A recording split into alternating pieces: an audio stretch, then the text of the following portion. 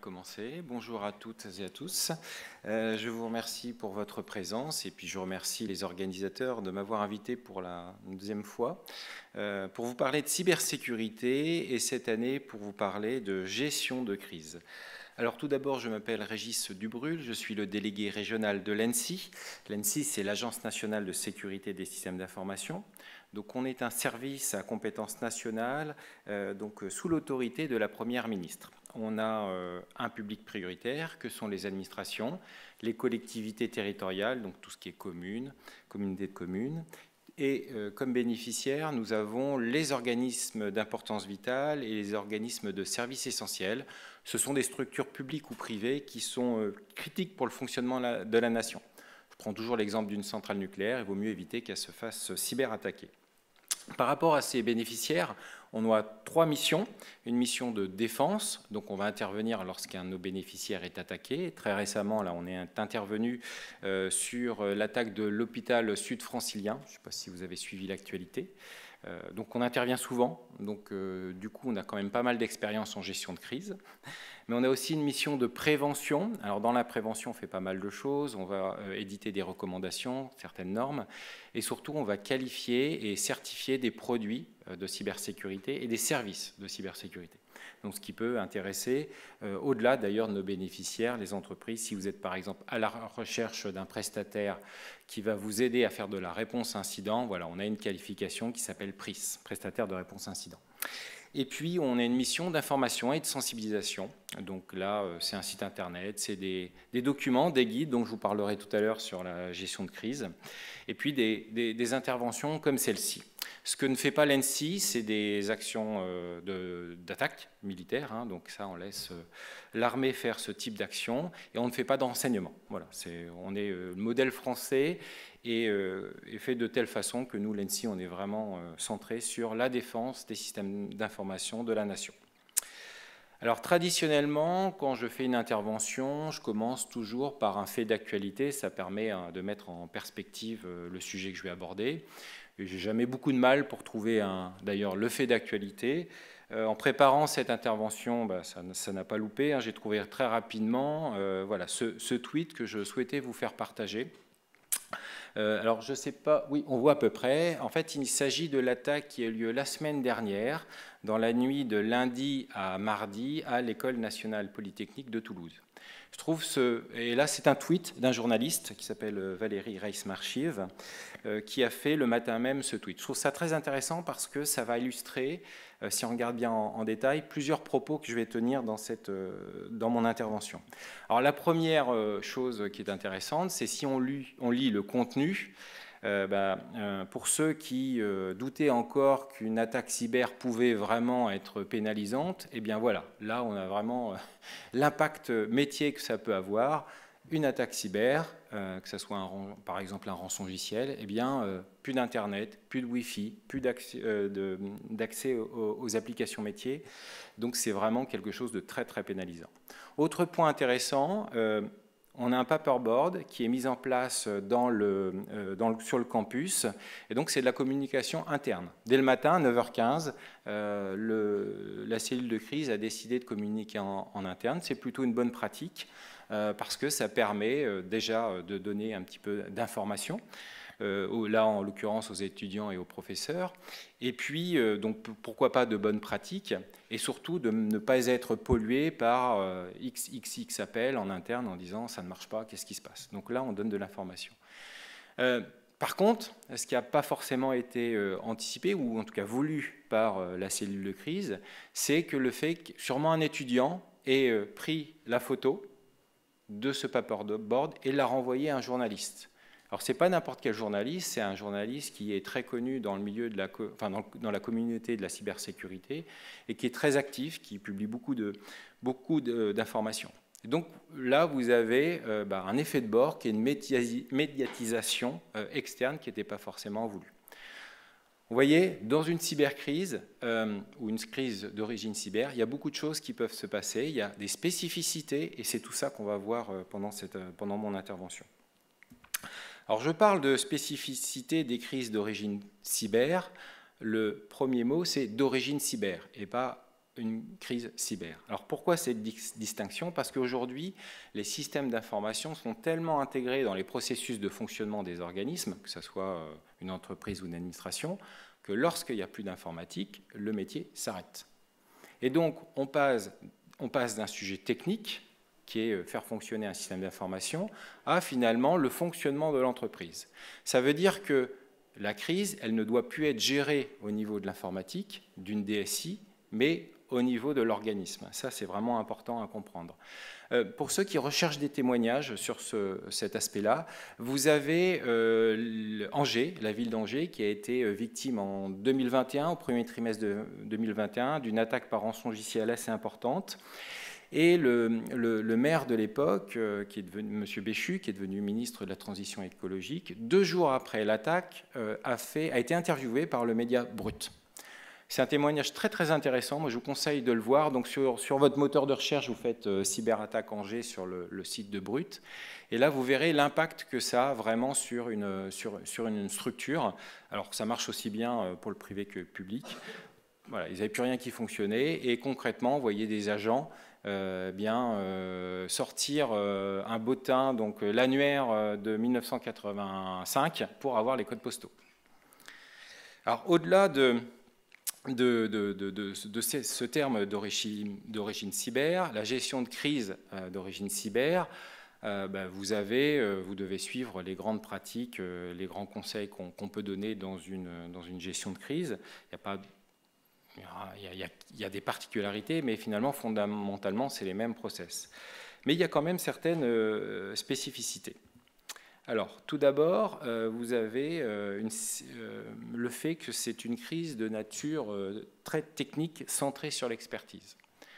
Ce qu'on peut voir, que ce soit dans des grandes entreprises ou plutôt des PME, TPE, c'est que ceux qui ne sont pas préparés à la cybercrise, lorsqu'ils sont confrontés à ce type d'attaque, vont chercher tout de suite par eux-mêmes à résoudre l'incident. Même si on a une direction informatique compétente, elle n'est jamais assez experte concernant les sujets de cybersécurité. Pour faire tout ce qui est investigation, et j'en parlerai tout à l'heure, et tout ce qu'il faut faire en matière de remédiation, il faut vraiment aller chercher de l'expertise. Et ça, l'expertise, ça ne se trouve pas facilement. Donc vous pouvez l'acquérir, ou en tout cas en bénéficier grâce à une cyberassurance. C'est un sujet on pourra peut-être parler dans les questions-réponses. Ou alors directement auprès d'un prestataire qui fait de la réponse incident. Je vous ai parlé tout à l'heure, nous à l'ENSI, on qualifie des sociétés donc avec la qualification PRIS, prestataire de réponse à incident de cybersécurité. Cette qualification s'adresse plutôt aux entreprises d'une certaine taille. Pour les PME, TPE, vous avez un dispositif aujourd'hui qui existe, qui s'appelle cybermalveillance.gouv.fr, qui permet de mettre en relation une TPE avec une société qui a de l'expertise en matière de réponse incident. Un niveau d'expertise qui suffit pour une TPE pour lequel le système d'information est plutôt simple. Donc ça, c'est la première spécificité, besoin d'expertise. Autre spécificité, vous avez un phénomène de double temporalité. Concrètement, lorsque vous avez une attaque, par exemple, je prends toujours le cas des rançongiciels, mais ça marche aussi pour des attaques de type déni de service. Alors déni de service ou DDoS, c'est lorsque vous avez en fait des millions d'objets connectés, des millions de machines qui se connectent en même temps sur un site internet ou un serveur. Il y a tellement de requêtes que le site plante et donc le service n'est plus accessible. Donc sur ce genre d'attaque, vous avez un effet immédiat. Ça ne marche plus. Rançongiciel, ça ne marche plus. Vous n'avez plus d'accès à Internet. Et là, vous avez une pression pour que ça parte rapidement. Le problème, c'est que ça ne va pas être la remédiation et pas aussi rapide. Et on le verra après pourquoi. Il faut toujours un certain temps d'investigation, mais aussi de remédiation. Ça peut prendre 3, 4, 5 semaines. Donc on est vraiment sur un temps long en fait de rétablissement du service. Je prends toujours l'exemple de la ville d'Angers parce que le retour d'expérience est vraiment très intéressant. Les attaquants ont mis 2 jours pour rentrer sur le système d'information. Il y a eu 2 semaines de coupure d'Internet, donc sans système d'information du tout.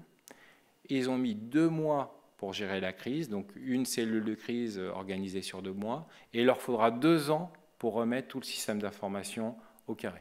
Vous voyez le temps entre les 2 jours d'attaque, donc effet immédiat, et la remédiation, il s'est passé pas mal de temps. Il faut avoir les nerfs solides. Autre spécificité, l'attribution. C'est la faute de qui? Bon, et ben, ça, c'est une question pas si facile à répondre. C'est toujours un exercice compliqué qui nécessite d'une part de l'expertise et souvent du croisement d'informations. Là, concernant la communication que vous pouvez faire sur cette attribution, nous, à l'ENSI, on vous conseille d'être très très prudent parce que si vous attribuez une mauvaise attaque, à un mauvais attaquant, ça peut se retourner contre vous et rajouter une crise médiatique à la crise actuelle. Donc, sur le sujet, il faut plutôt faire profil bas. Autre spécificité, l'adaptation. Vous avez en face de vous des attaquants qui ont une expertise vraiment très haute. Ce sont des professionnels de l'attaque et donc ils vont voir ce que vous faites comme défense. Ils vont s'adapter à ce que vous allez faire. D'où la nécessité souvent de couper Internet. C'est ce que de nos conseils, c'est ce qu'on donne souvent en premier. Couper Internet. Et souvent, l'impact de couper Internet, c'est couper la production, c'est couper le service, c'est couper l'organisation. Il y a beaucoup de dirigeants qui ne veulent pas. Donc ça, le rôle en fait, des experts, c'est d'expliquer aux dirigeants, attention, vous ne souhaitez pas couper Internet, mais là, vous laissez peut-être la main à l'attaquant et ça va peut-être s'empirer. Et enfin, dernière spécificité, la propagation. Savoir jusqu'où vous êtes corrompu, enfin, jusqu'où les attaquants sont allés. Là aussi, c'est pas simple, on le verra, ça nécessite d'avoir des marqueurs, ça nécessite de faire des enquêtes, et tant que vous ne savez pas jusqu'où votre système d'information est corrompu, eh bien, ça va être compliqué pour lancer les mesures de remédiation. Autre spécificité, tout ce qui tourne autour de la communication. Le monde de cyber est plutôt assez technique, c'est de l'informatique, c'est une branche de l'informatique, et donc il va falloir être très pédagogique pour expliquer ce qui se passe donc à vos clients, aux parties prenantes, ça peut être les prestataires, à vos collaborateurs internes.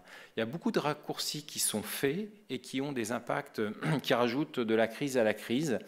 Alors, je crois que c'est cet été, il y a eu à un moment donné, dans le cadre du conflit ukrainien entre l'Ukraine et la Russie, une grande annonce, en tout cas on a vu ça dans les médias, une centrale nucléaire, je crois que c'était une centrale nucléaire qui subissait une cyberattaque. Donc tout de suite, ça fait un peu le buzz. Et en fait, concrètement, c'était une attaque DDoS sur un des portails du mainteneur ou de la centrale. En tout cas, ça ne touchait pas la centrale, la production de la centrale. Mais les médias avaient très rapidement fait le raccourci. Donc ça peut jouer contre vous si vous n'êtes pas dans votre communication très pédagogique et vous expliquez pas assez et c'est pas forcément évident, eh bien ça peut se retourner contre vous. Vous pouvez avoir un bad buzz. Surtout qu'il y a pas mal d'engouement sur le sujet, hein, c'est un sujet d'actualité. Là, vous avez vu dans mon introduction le mail, le tweet de Valérie Marchive. Le paperboard a été positionné à 9h15 et à 9h45, il tweetait. Donc ça veut dire que les gens sont en attente d'avoir ce type d'informations. Il y a une viralité assez forte. Et vous avez, c'est ça qui est intéressant, c'est ça qui est particulier au domaine de la cyber, c'est que finalement, vous avez peu de communicants. Donc il n'y a pas autant que ça de personnes qui publient, qui communiquent sur les réseaux sociaux, mais ils sont très suivis. Donc si vous avez par exemple Zatas qui est aussi assez connu dans la communauté, ces personnes en fait ont une grande influence sur les réseaux, sur les médias. Donc ça peut en matière de communication externe, c'est important lorsque vous avez une cyberattaque de faire de la veille pour pouvoir savoir ce qui se dit et réagir en conséquence. C'est un spectre large aussi, notamment si vous avez des fuites de données.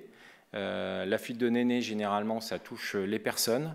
Alors ça peut toucher un côté sensible, hein, si vous avez de la donnée sensible qui a fuité, mais si vous avez de la donnée personnelle, eh bien là il vaut mieux être assez pédagogique envers les personnes dont les données ont fuité pour leur dire ce qui s'est passé, parce que vous avez l'aspect juridique, vous avez un accès d'images externes qui joue dans ce cas-là. Alors, je vous ai parlé qu'une crise d'origine cyber était une crise finalement avec quelques particularités, mais une crise quand même. Donc, ça se gère comme une crise. Donc, il va falloir définir vos objectifs. Il y a 3 objectifs, en gros, dans une crise d'origine cyber. Le premier, ça va être de limiter la casse, de limiter les impacts. Et pour ça, il va falloir le faire rapidement. Et l'idéal, c'est d'avoir préparé les différents scénarios d'attaque. Donc en gros, un des messages forts que je souhaite passer, c'est dans votre organisme, essayez d'imaginer quelles attaques peuvent vraiment vous toucher et mettre à mal votre système, votre organisme en fait. La plupart du temps, pour les entreprises classiques, sans qu'elles soient sensibles, c'est un rançongiciel. Voilà, c'est la menace numéro 1. Quand on regarde les chiffres de la cybercriminalité, qu'est-ce qui met le plus à mal les entreprises? C'est un rançongiciel. Donc, si d'imaginez chez vous en interne, voilà, je suis victime d'un rançongiciel, je m'aperçois que sur mon système d'information, j'ai un virus qui se répand et qui chiffre les données, qu'est-ce que je dois faire? Si vous avez déjà établi la checklist, en tout cas les premières actions, ça vous permettra de réagir beaucoup plus rapidement et donc de limiter la casse. Autre point, c'est d'assurer la reprise des activités critiques dans un délai acceptable. Alors déjà, premièrement, il faut avoir défini quelles sont les activités critiques. Donc qu'est-ce qu'il est nécessaire de faire redémarrer en priorité? Si vous le faites lors de la crise, pendant une réunion à un comité, par exemple, de la cellule de crise, je peux vous dire que tous les services ou tous les directeurs, quand vous allez dire qui va repartir en premier, tout le monde va lever le doigt en disant c'est moi qui va repartir, c'est moi, c'est absolument moi. Donc il vaut mieux faire cette distinction avant, en préparation de gestion de crise, de dire voilà, par rapport à mon business, qu'est-ce qui est vraiment critique et qu'est-ce que je dois faire repartir en premier. L'autre point, c'est dans un délai acceptable. Alors là, évidemment, un délai acceptable, c'est compliqué. Ça dépend. Et puis, de toute façon, pour les opérationnels, ça sera toujours trop long. Alors, pour essayer de réduire cette pression, l'idée, c'est de communiquer en interne. De dire, voilà, de faire régulièrement, au moins une fois par jour, voire une fois par demi-journée, un point d'activité et que le secrétaire de la cellule de crise puisse renvoyer ce compte-rendu de communiqué aux différentes directions métiers pour leur dire, voilà, quand est-ce qu'on pense pouvoir repartir, qu'est-ce qu'on a fait. De la même façon, vous pouvez faire de la communication vers vos parties prenantes. Donc les parties prenantes, ça peut être les clients, ça peut être les sous-traitants, mais ça peut être aussi des services de l'État, ça peut être la CNIL par exemple, pour dire voilà ce qui est arrivé, voilà ce qu'on est en train de faire, voilà ce qu'on pense pouvoir faire. Donc là, ça va permettre d'atteindre le second objectif, c'est de maintenir la confiance avec les différentes parties prenantes. Donc, voilà, bien penser à cette partie. Évidemment, par rapport à ces objectifs, vous avez un environnement avec des ressources contraintes. Bon, voilà, c'est pas toujours évident. S'il faut mener plusieurs actions en parallèle, vous n'avez pas des millions d'experts à votre disposition. Et puis, évidemment, j'en ai déjà parlé, une pression temporelle extrêmement forte. Donc, comment on peut dérouler aujourd'hui une gestion, les différentes étapes d'une crise d'origine cyber?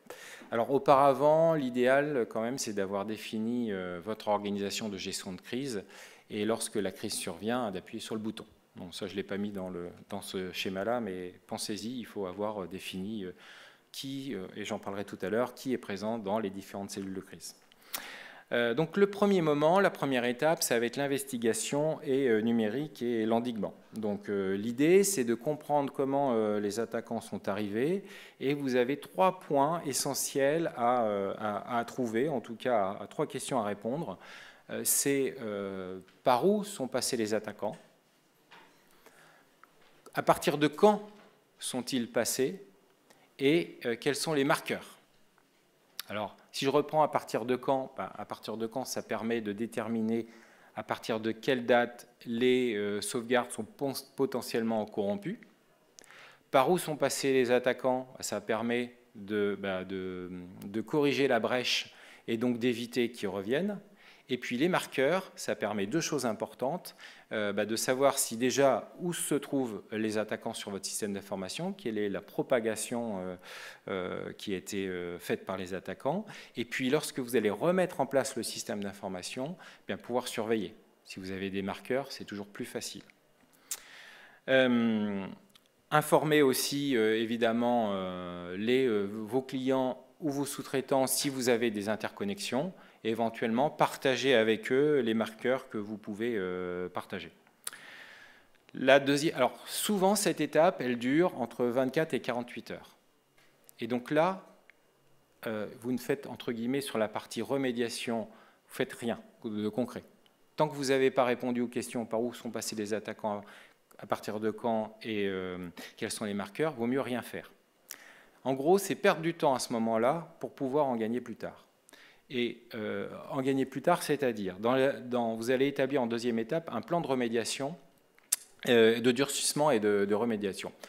Donc concrètement, en fonction de la réponse des trois questions précédentes, vous pouvez soit dire je prends le risque de repartir de mon système d'information actuel, mais là, je dois vraiment avoir ceinture et bretelles sur les indicateurs de compromission. Ou si je n'ai pas réussi à répondre aux trois questions, c'est de dire je repars à partir d'une bulle de confiance. Une bulle de confiance, c'est repartir du système d'information pratiquement à zéro.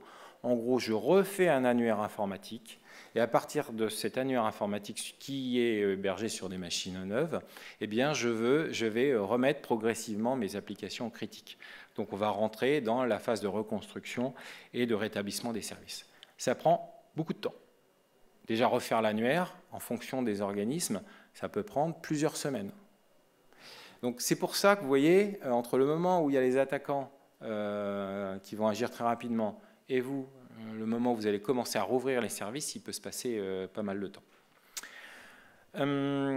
Donc remettre progressivement les services à partir des sauvegardes en espérant qu'elles soient saines, d'où ce que je vous expliquais sur la partie surveillance, et puis voilà, dérouler son plan de remédiation, rétablir les services et à un moment donné, donc les surveiller, ça c'est important, surveillance des systèmes d'information, et à un moment donné clôturer la crise qui peut se faire d'ailleurs avant le rétablissement complet des services, quand vous êtes dans un mode où les principaux services critiques sont rétablis, ça permet souvent à une sortie de crise de faire aussi un débriefing à chaud.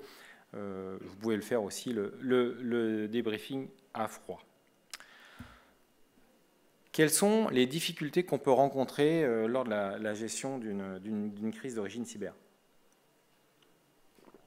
Alors déjà, vous allez souvent gérer ça en mode dégradé, devoir prendre des décisions entre deux mauvais choix. C'est dur.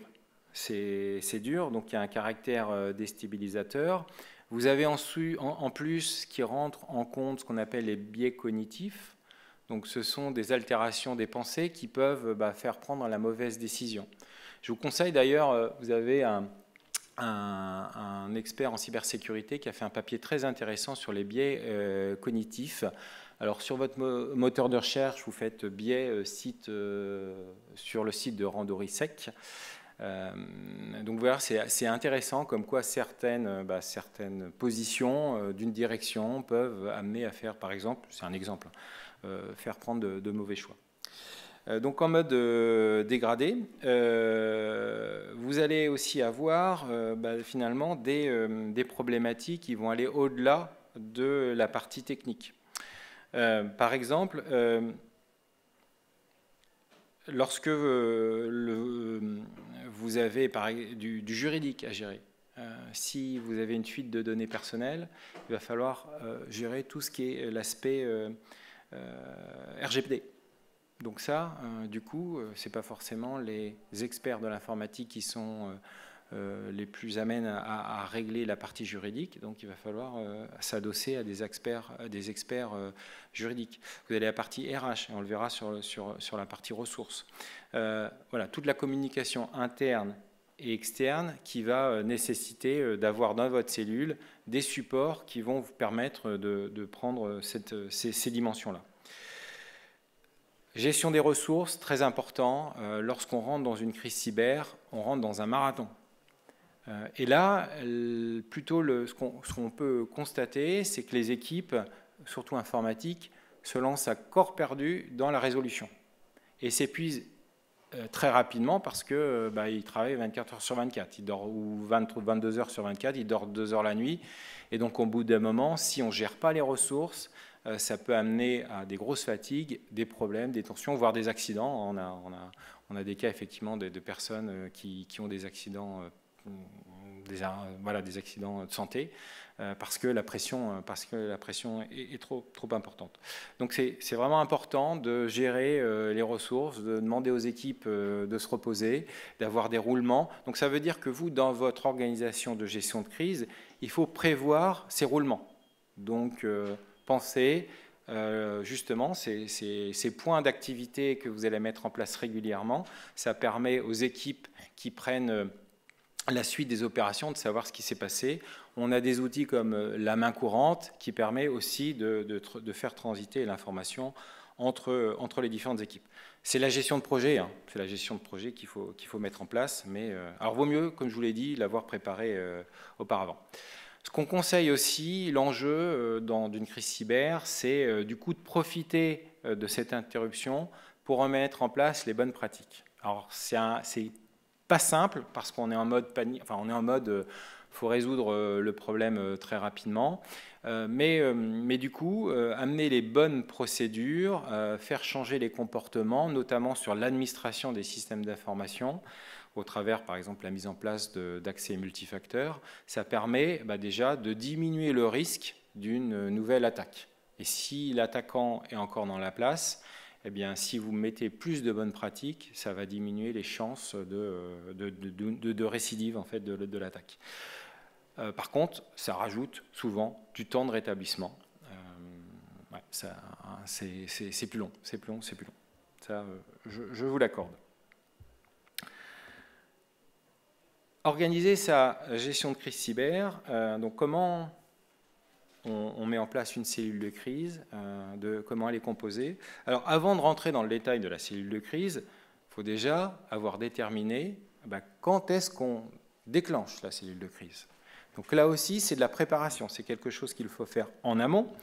Donc déjà avoir repéré quels sont les processus clés de votre structure, qu'est-ce qui va vous empêcher de réaliser les principaux services et d'imaginer les scénarios, les différents éléments qui vont alors on fait ça généralement avec une matrice entre l'impact critique et la récurrence. Donc déterminer les éléments factuels qui permettent à une personne de dire on déclenche la crise ou pas. Surtout quand ça arrive, par exemple, et ça arrive tout le temps, dans la nuit, un samedi soir. Donc si auparavant les équipes de surveillance, s'il y a des équipes de surveillance déjà, si les équipes de surveillance n'ont pas un élément, en tout cas une grille d'analyse qui leur permette de dire là on voit plusieurs machines, on est au-dessus de 10 machines, on est au-dessus de 10% de notre parc qui commence à bagoter et on a quelques traces par exemple de fichiers de demande de rançon. Donc là, alors là j'ai pris un exemple assez facile, mais là on cherche pas, on suit la procédure, on lance la gestion de crise à la cellule et on déploie le scénario. Mais encore faut-il avoir fait cet exercice auparavant. Du coup, on lance la gestion de crise. Ça veut dire que derrière, on va s'organiser avec des cellules. Alors ici, je vais vous montrer un schéma d'organisation. Évidemment, c'est la théorie qui doit s'appliquer, enfin s'adapter en fonction surtout de la taille de l'organisme. L'idéal, c'est avoir une cellule de crise décisionnelle et organisationnelle. Quand c'est une PME d'une quarantaine de personnes, on ne peut pas mettre en place ce type d'organisme, bien évidemment. Donc il faut l'adapter. Mais quand on peut le faire, l'idéal, c'est vraiment d'avoir une cellule décisionnelle qui va décider, c'est surtout ça, arbitrer entre les mauvaises décisions, toujours, faire la com externe, être en première ligne. Voilà, l'idéal, c'est quand même qu'eux, ils soient en première ligne pour que l'équipe opérationnelle soit concentrée sur l'investigation et la remédiation. Et d'ailleurs, on peut éventuellement, alors sur les grosses structures, avoir une cellule, ce qu'on appelle d'anticipation, qui va imaginer les impacts à moyen terme, à court terme et à moyen terme, par exemple, une communication externe non désirée. Comment on réagit. Souvent, nous, dans nos conseils en matière de com, on dit faut être assez transparent quand même, et puis c'est à vous de régler vraiment le timing de communication extérieure. Donc le directeur, la direction dit voilà, moi je vais gérer ma com et c'est moi qui dira le tempo de communication extérieure. Manque de peau, si je reprends l'exemple initial, vous avez sur les réseaux sociaux ou un journaliste ou une personne en interne qui lance l'info. Et bien là, il faut être l'idéal, c'est d'avoir imaginé auparavant ce scénario et d'avoir prévu les éléments de langage qui vont bien pour tout de suite réagir. De l'anticipation. Vous avez par exemple aussi de l'anticipation sur vos clients. Comment vont réagir vos clients? Est-ce que ça va impacter sur le chiffre d'affaires, sur les commandes, etc. Donc c'est tout ça, toute cette anticipation qui peut avoir lieu sur les métiers. La cellule de crise opérationnelle, elle va être en première ligne pour la com interne, elle va proposer le plan d'action à la cellule décisionnelle et elle va suivre le plan d'investigation et le plan de remédiation avec des personnes dédiées à l'investigation, certaines dédiées au durcissement et certaines dédiées à la reconstruction. Donc là encore, c'est un schéma idéal quand on a pas mal de moyens. C'est adapté en fonction de la structure qui est victime. Et puis je vous ai dit tout à l'heure, l'idéal quand même, c'est d'avoir aussi des équipes qui vont pouvoir supporter la cellule de crise sur tous les aspects communication, préparer par exemple les communiqués de presse, toute la partie logistique. Si par exemple vous avez des collaborateurs qui travaillent le soir très tard, pouvoir les nourrir, c'est important. Du pilotage, une cellule gestion de risque et une cellule communication. Voilà, donc ça c'est le schéma idéal, mais bien évidemment on est conscient que ce schéma-là est adapté en fonction des différents organismes. Au niveau des outils, je vous en ai parlé un petit peu tout à l'heure, c'est très très important d'avoir ce qu'on appelle une main courante ou un relevé d'action. Donc ça c'est vrai pour tout ce qui est gestion de crise, pas que pour le cyber.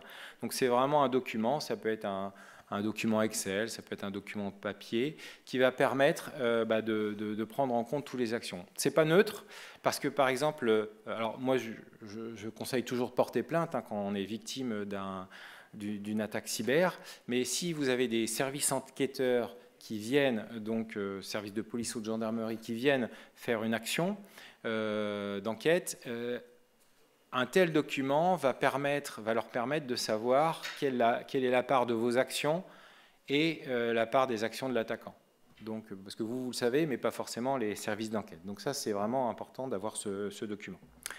Cartographie de vos systèmes d'information. Donc ça, c'est pas il faudrait, c'est la base, il faudrait qu'on en ait tous, mais c'est compliqué toujours à mettre à jour. Les fiches réflexes, c'est quelles sont les premières actions que vous allez mettre en place en fonction des scénarios, en fonction du type d'attaque que vous allez subir. J'en présenterai une juste après, mais c'est bien d'avoir ce type de document pour ne pas trop se poser des questions au début. L'annuaire des parties prenantes, ça c'est toujours important.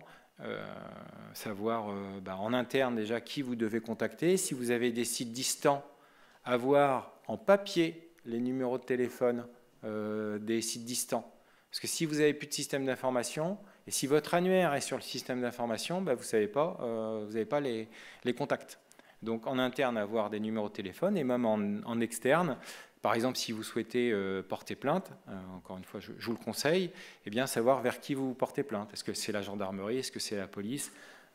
Concrètement, avoir ces Si vous êtes sur des secteurs sensibles aussi, s'il faut informer soit la DRSD, soit les autres services de l'État ou la DGSI, c'est bien d'avoir toutes ces coordonnées dans un document. Les outils de communication, et ça c'est important de les anticiper en avance. C'est-à-dire, vous n'avez plus de système d'information, donc comment vous allez pouvoir communiquer? C'est bien de l'avoir prévu avant parce que ce que vous allez voir aussi, c'est que vous avez des collaborateurs qui vont être frustrés, ils ne peuvent plus travailler, donc ils vont être assez imaginatifs et donc ils vont trouver des outils informatiques pour pouvoir continuer à travailler. Donc ils vont utiliser par exemple du Gmail, du Outlook, des messageries personnelles, ce qui est en soi pas forcément une bonne pratique parce qu'en plus vous n'allez pas forcément savoir qui utilise quoi. Donc là vous avez un risque d'avoir finalement des données de l'entreprise qui se retrouvent dans la nature. Donc si vous avez imaginé déjà les outils de communication de la cellule de crise en amont, plus les outils de communication que vont pouvoir utiliser les collaborateurs, ça permet vraiment de les canaliser pour éviter que ça parte un peu n'importe comment. Et puis tout bêtement, une salle de crise. C'est toujours bien que les équipes qui travaillent, même s'ils ne sont pas forcément sur les mêmes sujets, soient concentrés sur un même endroit, la communication se passe mieux. Surtout quand il y a pas mal de tensions sur le sujet. Évidemment, il faut que les outils soient résilients. Par exemple, les fiches réflexes, si elles sont numérisées sur le système d'information et que vous n'avez plus accès au système d'information, vous n'avez pas de fiches réflexes. Si vous avez votre cartographie avec un certain nombre d'identifiants ou d'éléments techniques, si tout ça c'est stocké sur le système d'information que vous n'avez plus accès, voilà, ça ne sert à rien. Donc, alors les solutions, on va dire toutes bêtes, peuvent fonctionner, du papier encore, dans un coffre. Voilà, ça peut marcher. Ou d'autres systèmes d'information en mode SaaS, mais là, il va falloir vous assurer de la sécurité de cet environnement externe. Est-ce qu'il est sauvegardé? Est-ce qu'il est bien sécurisé? Où sont stockées les données en Europe, etc. Je regarde le temps, je suis à peu près dans les temps, oui, je suis même un peu en avance. Scénariser les actions. Donc je vous ai parlé de fiches réflexes. Donc là l'idée c'est de se dire par rapport aux principaux scénarios de crise qui peuvent m'arriver, qu'est-ce que je peux faire? Dans le standard c'est l'attaque de rançongiciel, c'est une attaque DDoS pour ceux qui font de l'e-commerce par exemple, ou c'est une fuite de données personnelles ou une fuite de données sensibles.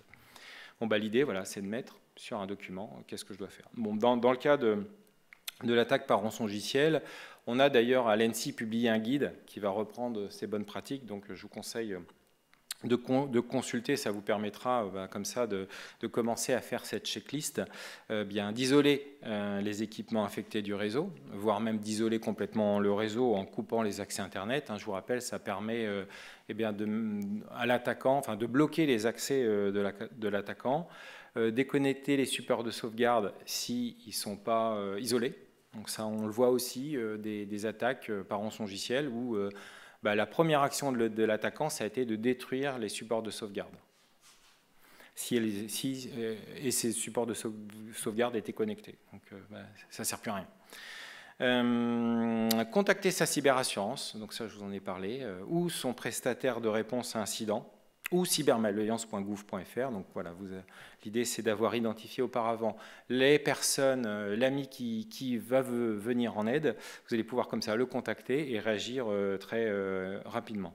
Ouvrir la cellule de crise et puis là on mène les investigations, on conserve les preuves, on dépose plainte. Voilà, vous avez comme ça votre checklist qui va permettre, dans les premiers moments, au moins vous n'allez pas être pris au dépourvu et donc vous allez rentrer dans la gestion de crise avec certains éléments.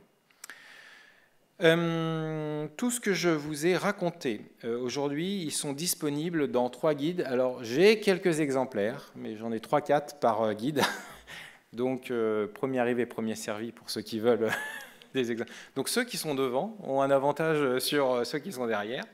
Donc on a 3 guides qui sont autour de la gestion de crise.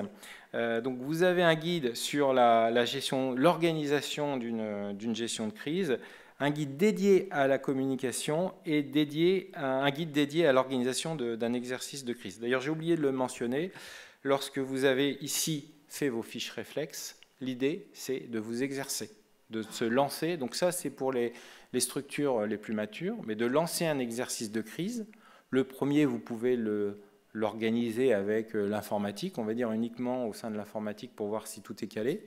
Rien que savoir est-ce que les gens qui s'occupent, qui vont faire la surveillance ont accès aux documents, par exemple. Ça, c'est une bonne question et on est souvent surpris. Et puis, après ce premier exercice, de faire un exercice de crise avec la direction, les services de communication juridique. Là aussi, on peut avoir certaines surprises, par exemple, dans les réactions des personnes. On a vu des directeurs qui disent, dès le début, voilà, moi c'est simple, le système est bloqué, je donne comme instruction à la DSI de rétablir le système en 2 heures. Voilà. On va faire des miracles. Ça ne se passe pas comme ça. L'exercice de gestion de crise permet justement de faire passer les bons messages, d'avoir ces dialogues en disant on va couper Internet. Ah non, c'est hors de question. Et puis si on coupe Internet, c'est moi, le directeur de l'entreprise, qui doit prendre la décision.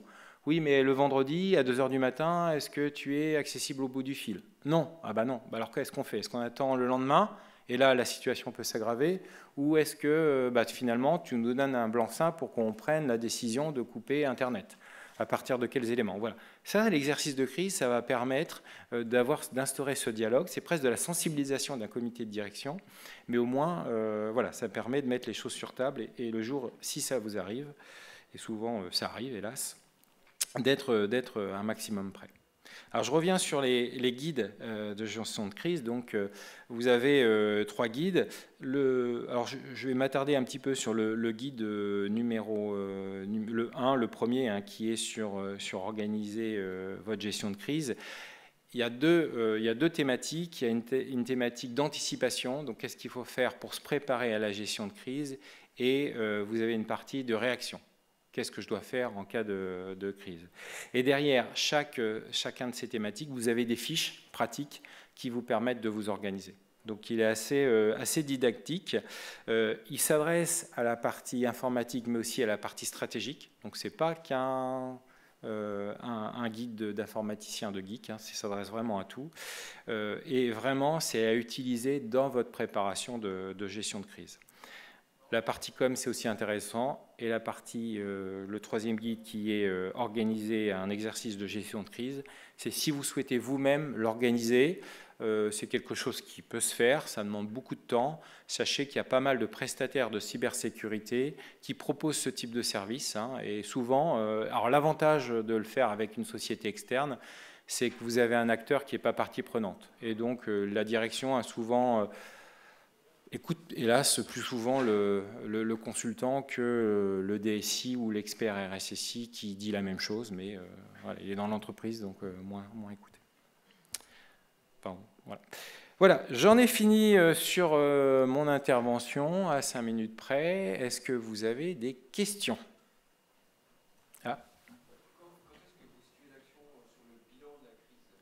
Alors c'est à la fin. Donc effectivement, à la fin, alors d'abord, il faut clôturer une crise.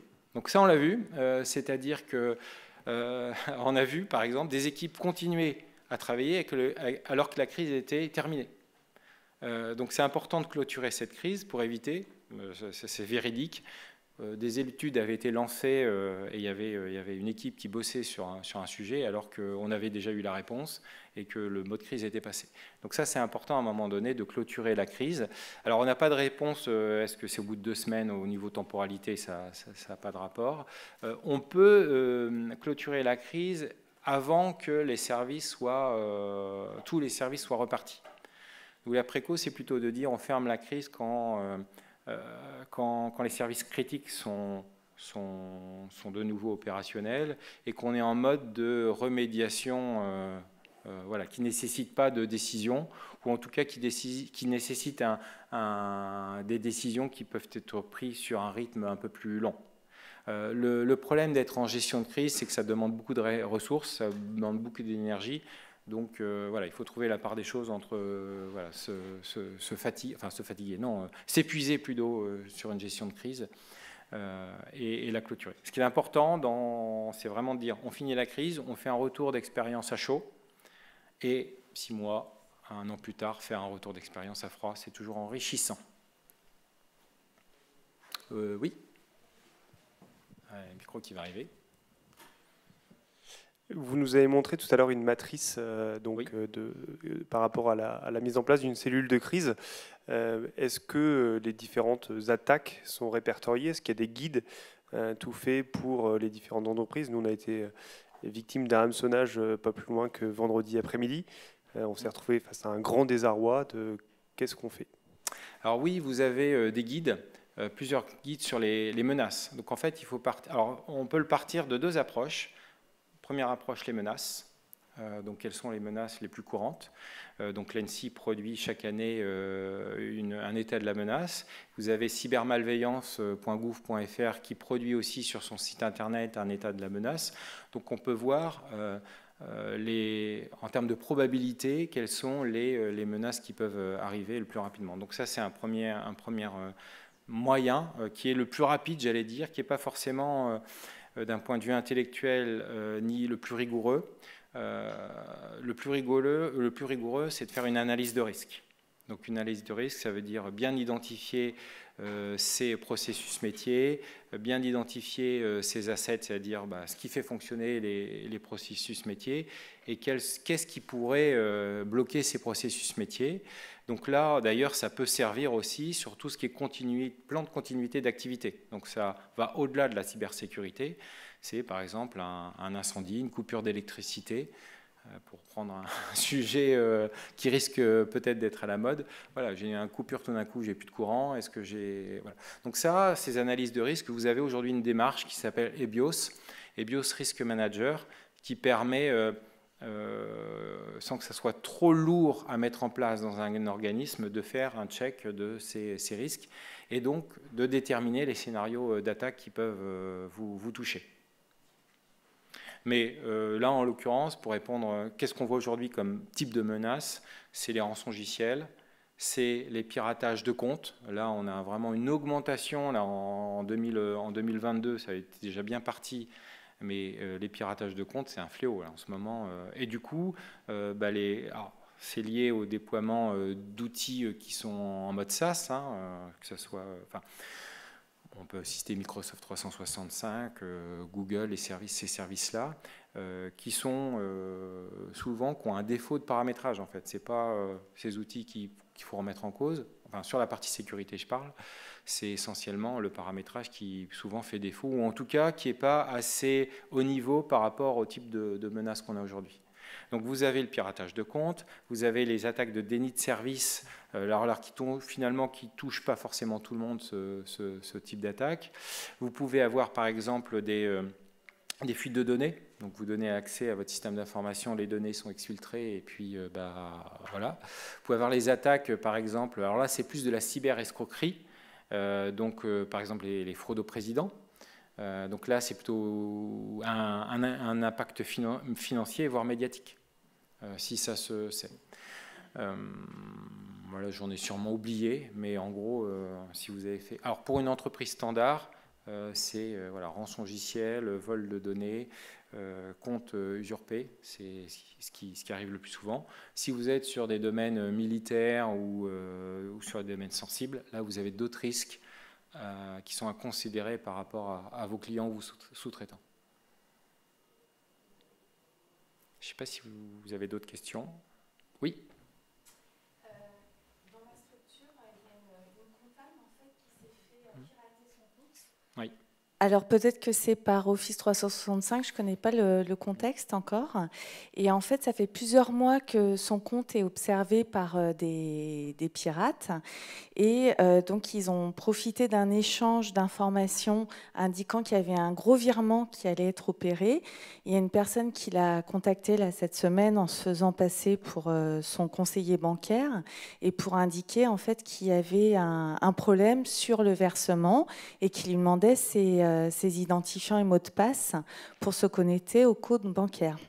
Donc ma question, c'est par rapport à ce que vous recommandiez tout à l'heure pour les crises cyber, de porter plainte. Est-ce que dans ce cas de figure, vous pensez qu'il convient de porter plainte? Qu'est-ce qu'il faut faire? Oui, d'accord. Oui. De toute façon, toute atteinte à votre système d'information, il faut porter plainte. Même si ça a été pallié, c'est-à-dire, heureusement, la comptable s'est dit c'est bizarre. D'accord. Vous pouvez, les services de police vont soit prendre la plainte, et normalement, ils doivent prendre la plainte. C'est la police, c'est pas la gendarmerie? Alors, police ou gendarmerie, peu importe, ils doivent prendre la plainte ou au minimum faire une main courante. Ça permet d'alimenter en fait des statistiques. Même si vous n'avez pas subi un préjudice, ça permet au minimum d'alimenter des statistiques. En fonction aussi du type d'attaque, on va éventuellement mener une enquête complémentaire. Il se peut, en toute transparence, que vous ayez un policier ou un gendarme qui ne soit pas complètement au fait de ce type d'attaque et qui vous disent, c'est de plus en plus rare, mais on en voit encore, qui vous disent bah non, vous n'avez pas eu de préjudice, donc c'est pas possible. Donc on ne va pas prendre plainte. Si ça vous arrive, ça ne sert à rien de rentrer en conflit avec la police, de manière générale. N'hésitez pas à me renvoyer un mail, en fait, pays-de-la-Loire@ssi.gouv.fr, où je vous donnerai mon adresse. Et moi, en fait, je signalerai, en fait, pas l'incident, mais en fait, le manque de prise en compte de votre plainte.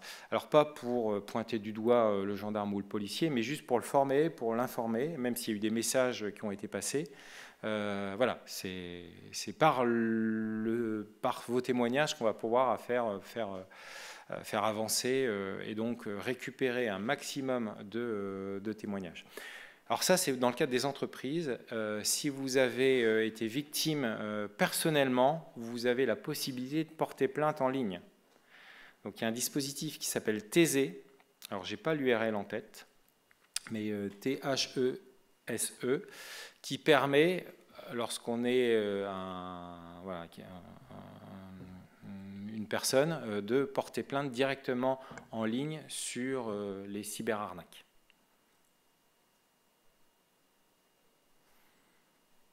Est-ce que vous avez d'autres questions? Non, en tout cas, merci beaucoup de votre attention.